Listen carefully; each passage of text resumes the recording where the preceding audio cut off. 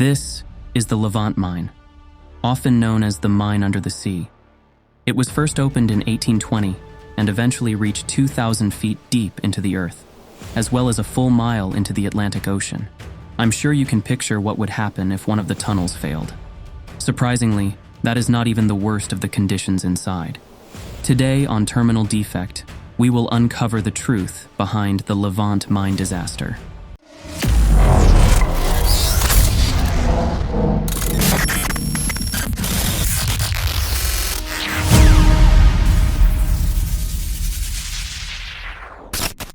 Many professions today are difficult for various reasons.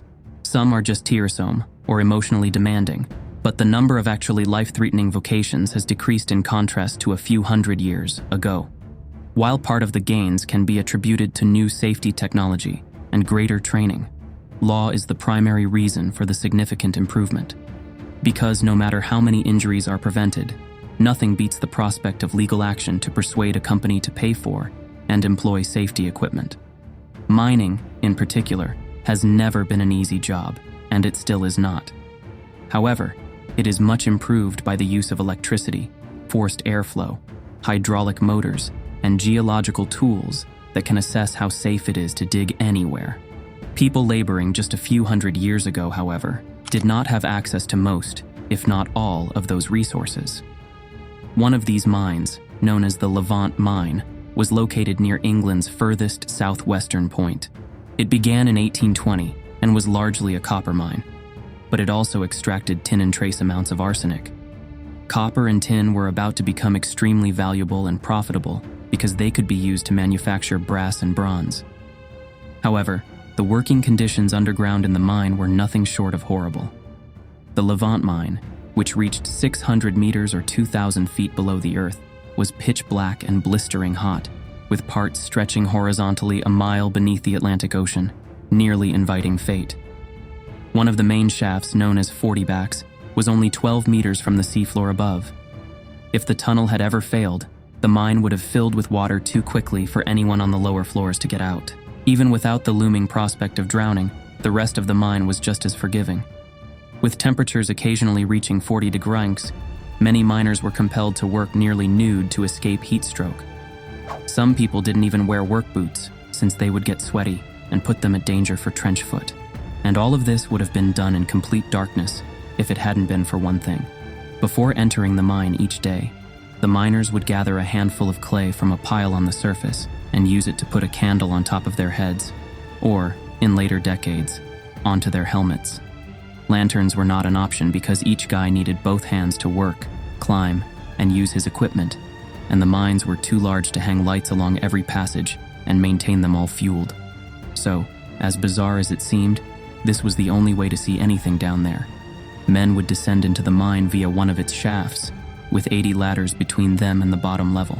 Once they were down there, they'd use hand drills to create thin channels about 1.5 feet deep in the rock to fill with gunpowder. The guys would then ignite a fuse and clear the tunnel, as they waited for the explosion to fracture the remaining few hundred feet of stone. They'd then go back in and use hand tools to clean the debris. In contrast, more delicate parts were completed entirely using hand tools. After the miners had passed through, other teams would bring in logs and wooden boards to prop up the corridor, then repeat the procedure. Meanwhile, hundreds of tons of stone and ore must be transported kilometers back to mine shafts every day, where they may be hoisted and processed. This entailed using several hundred load mine carts drawn by horses and mules used to operate below.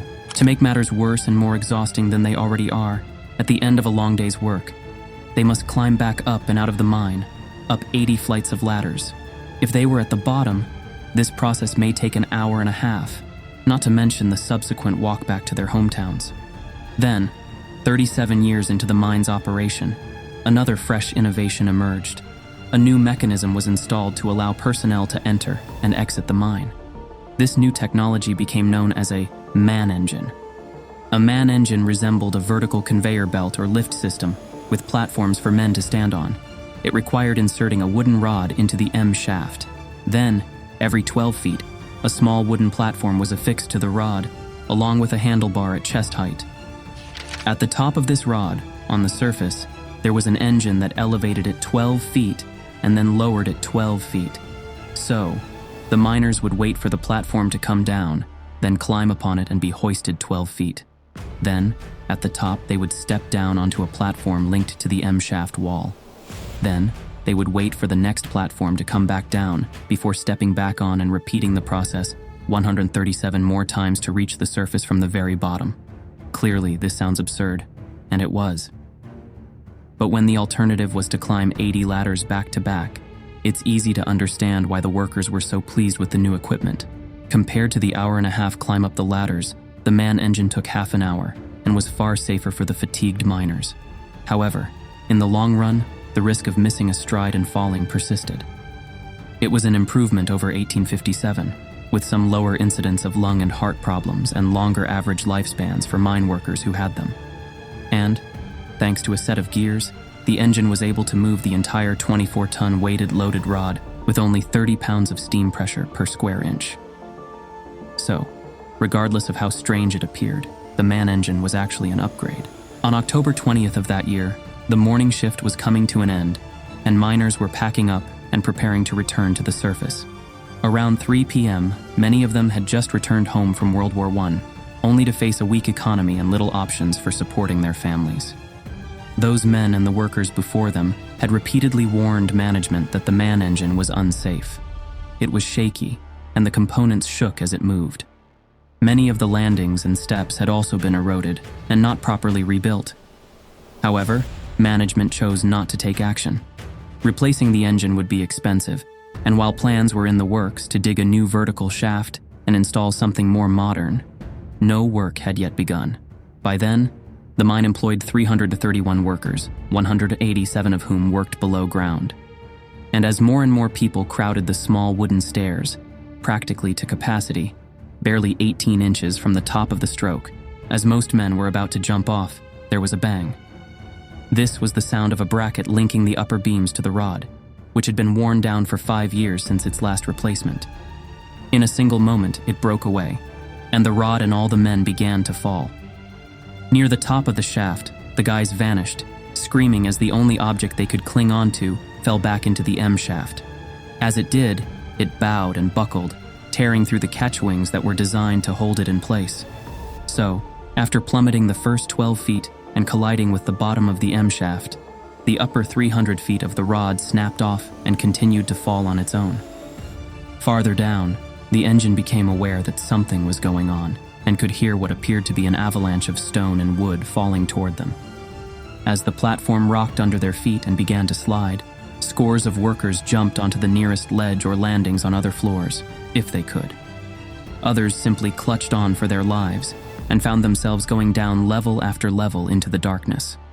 The rapid shift caused their candles to be blown out, and the shaft became filled with the crashing sounds of rock all around. Workers at the top of the mine were aware that something had gone wrong, but they had no idea what or how severe it was. One of the few hundred workmen who had just reached the top when the break occurred, a man named John Grenfell, offered to crawl back down into the shaft and investigate what had happened. Almost soon, he discovered a number of dead and injured people trapped between the wooden beams and pebbles that fully sealed the passage. Tragically, John's father was one of the site supervisors, who went missing somewhere down below. Trying to save as many as possible was exhausting labor. Because the shaft was so badly damaged, each rescuer had to be winched down into it through rope. There, they would tie ropes around each piece of debris, hoisting it up and out of the way while avoiding destabilizing the shaft or causing more to fall. To make place for the survivors, all of the stone and wood weighing hundreds of pounds had to be removed. And this would continue for days on end. Obviously, those stuck down below faced their own hardships. Many people still had emergency ladders on their floors that hadn't been knocked down and were able to move about, but there was no hope of moving higher. So 2 hours after the fall, to the surprise and relief of the rescuers, men emerged from the bottom of the shafts from the engine rooms and the processing facility. Then, despite their exhaustion from a long day's work and an unexpected ascent, practically everyone joined the rescue effort. Even so, more than 50 of their colleagues and co-workers were missing somewhere down below. Finally, it would take 3 days of digging, winching, and crawling through partially collapsed tunnels to rescue all of the survivors. However, the process was long, and in several cases, they were unable to reach people pleading for assistance before falling silent amid the dead. Sadly, John's father was among the dead. The Levant Mine and its employees all hailed from tiny towns and villages. Everyone knew each other, and each death included a friend or family member. Over the course of 3 days of intensive rescue efforts, the death toll climbed to 31.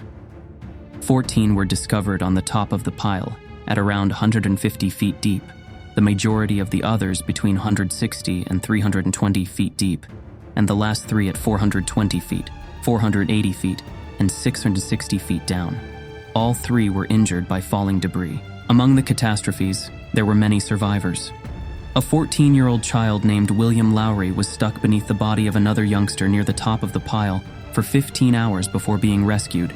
He was the first to be taken out, with a cracked collarbone, 8 broken ribs, and 36 stitches to his face and head. But he recovered well. Another man, Nicholas Thomas, held on for 50 hours before passing away from exhaustion after being rescued on his way to the surface. Tragically, 5 of the soldiers killed had survived World War I to get there, and almost everyone in the county knew someone who had died. This was devastating for the local communities. That's all from Terminal Defect. Please like, share, subscribe, and turn on the notification for more amazing content. Thanks for watching.